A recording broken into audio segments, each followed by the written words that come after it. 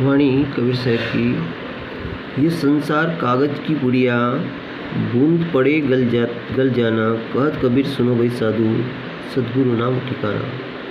यानी कि कबीर साहब समझाते हैं कि ये जो संसार है ये कागज की पुड़िया के समान है। कागज की पुड़िया के समान है। कागज गल जाता है, उसी तरह अपना शरीर है, इसे अग्नि की सुपुर्द हो जाना है, मिट्टी के सुपुर्द होकर गल जाना है।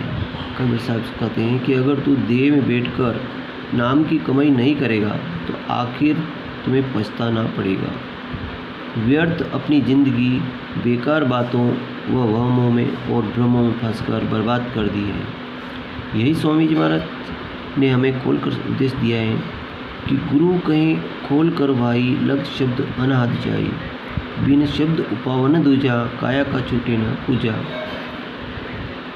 शब्द या नाम की कमाई के बिना कोई उपाय या तरीका नहीं है। हम किसी हालत में देह के बंधनों से छुटकारा प्राप्त कर सकते हैं?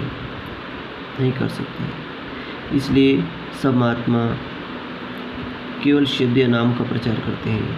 कोई महात्मा दुनिया के अंदर कौमों, मजहबों, मुल्कों के झगड़े खड़े करने नहीं आते। न ही कोई महात्मा किसी के हाथ में डंडे या तलवार देने के लिए आते हैं। संत महात्मा केवल हमसे नाम की कमाई करवा कर, हमारे ख्याल को नाम के साथ जोड़कर हमें देह के बंधनों से आज़ाद करके वापस ले जाकर उस परमात्मा से मिलाने के लिए आते हैं।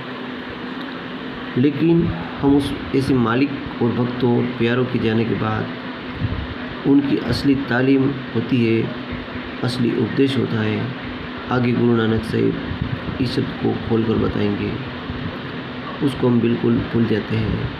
हम बाहरमुखी हो जाते हैं, कर्मकांड में फंस जाते हैं, बल्कि उनकी तालीम को छोटे छोटे दायरों में बंद करके कौमों, मजहबों, मुल्कों की शक्ल दे देते हैं। एक दूसरे के साथ लड़ना झगड़ना शुरू कर देते हैं। हम ऐसा क्यों करते हैं? कोई पेट के खातिर करता है, कोई इज्जत मान बढ़ाई के लिए करता है। अब जिन महात्माओं की तालीम सारी दुनिया के लिए, अगर कोई उनके उपदेश को छोटे छोटे दायरों में बंद करता है, आप सोचें उन महात्माओं के साथ कोई इससे ज़्यादा और क्या बेइंसाफ़ी कर सकेगा। अगर पूरे दिल से किसी महात्मा की वाणी पर विचार करें तो ये समझ में आता है कि हर एक महात्मा एक ही उपदेश, हर एक महात्मा एक ही उपदेश देते हैं। गुरु नानक साहिब कहते हैं, आत्म राम राम आत्म चिन्स गुरु विचारा, कि आत्मा के अंदर परमात्मा है और परमात्मा के अंदर हमारी आत्मा है। लेकिन हम इस चीज़ की समझ हमें किस समय आएगी? जिस समय गुरुमुखों के उपदेश पर चलकर हम उस परमात्मा को अपने अंदर पहचानने के काबिल बन जाएंगे। यही कबीर साहब ने कहा है, कहो कबीर ये राम की अंशु। आत्मा उस परमात्मा के अंश है। आप देखें एक बड़ के पेड़ में कितना बड़ा होता है, लेकिन उसका बीज बहुत छोटा होता है। अगर कोई हमें समझाने की कोशिश करे कि इतने छोटे से बीज के अंदर इतना बड़ा पेड़ है, तो ये बात आसानी से समझ में नहीं आएगी।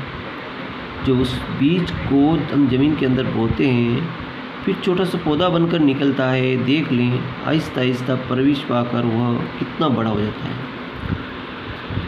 फिर हमें खुद ही पता चल जाता है कि इतने बड़े पेड़ के अंदर बहुत छोटा सा बीज है। इस छोटे से बीज के अंदर इतना बड़ा एक बरगद का पेड़ है।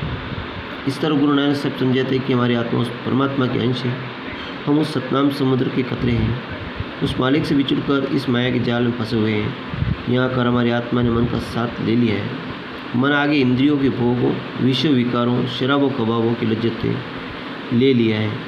जो जो कर्म मन के अधीन होकर करते हैं, अच्छे भी करते हैं, बुरे भी करते हैं, उन सब का नतीजा हम साथ साथ हमारी आत्मा को भी देना पड़ता है। इस दुनिया को गुरु साहिब ने कर्म संदड़ा खेत कर समझाया है। गुरु अर्जुन देव कहते हैं कि जय बीज सो लूणे कर्म संदड़ा खेत, कि जिस प्रकार से इस खेत के अंदर बीज बोते हैं, उसी प्रकार से हम लूनने के लिए यानी कि इकट्ठा करने के लिए खड़े हो जाते हैं।